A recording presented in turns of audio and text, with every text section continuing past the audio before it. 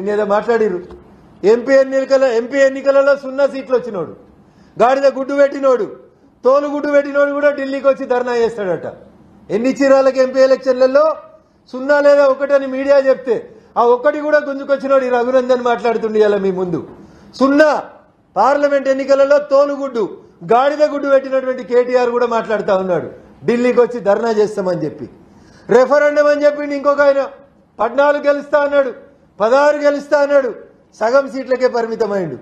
ఈ గుడ్డు సున్నాలు పెట్టినోళ్ళు, గాడిద గుడ్లు పెట్టినోళ్ళు వీళ్ళు తెలంగాణలో భారతీయ జనతా పార్టీని ప్రజలు ఆదరించి మోడీ గారి నాయకత్వాన్ని బలపరిచి 8 మంది ఎంపీలను మమ్మల్ని గెలిపించి పంపిస్తే ఏం చేస్తారని ఓటింగులు పెట్టుకున్నారు. చంద్రశేఖరరావు ఓటింగులు పెడితే తిట్టిన రేవంత్ రెడ్డి, చంద్రశేఖరరావు పేపర్లో ప్రకటనలు ఇస్తే గొంతు చించుకున్న రేవంత్ రెడ్డి. ఇలా నువ్వేం చేస్తున్నావు?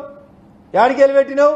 తెలంగాణకి 8 మంది బీజేపీలు ఎంపీలు ఉంటే 0 పైసలు వచ్చినామని పెట్టినావు. ఏం తింటురా? అన్నం తింటురా, ఇంకేమన్నా తింటురా? అశుద్ధం తింటురా?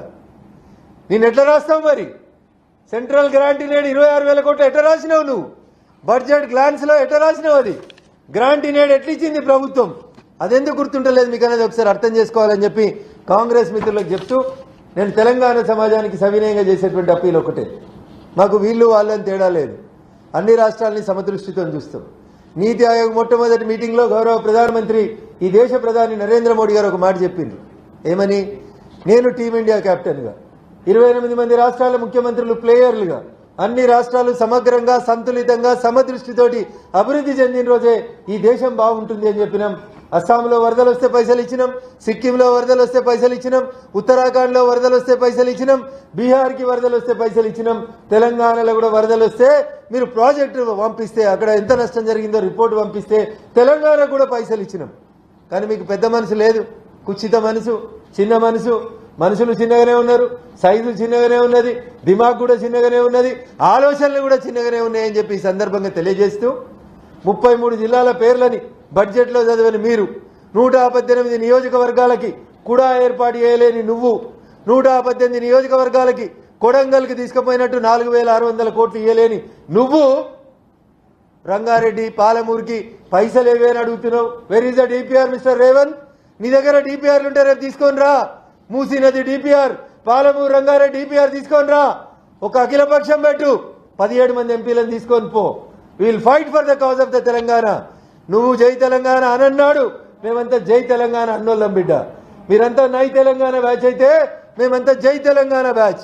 అందుకనే మాట్లాడేటప్పుడు మాట జాగ్రత్తగా రావాలని ఈ సందర్భంగా రాష్ట్ర ముఖ్యమంత్రి గారికి సవినయంగా తెలియజేస్తూ మేము అధికారంలోకి వచ్చినాక 50% ఎంఎస్పీ పెంచినాం.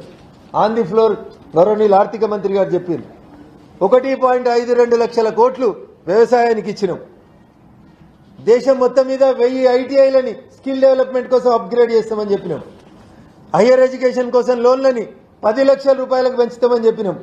2.66 కోట్ల రూపాయల్ని రూరల్ డెవలప్మెంట్ కోసం ఇచ్చినాం.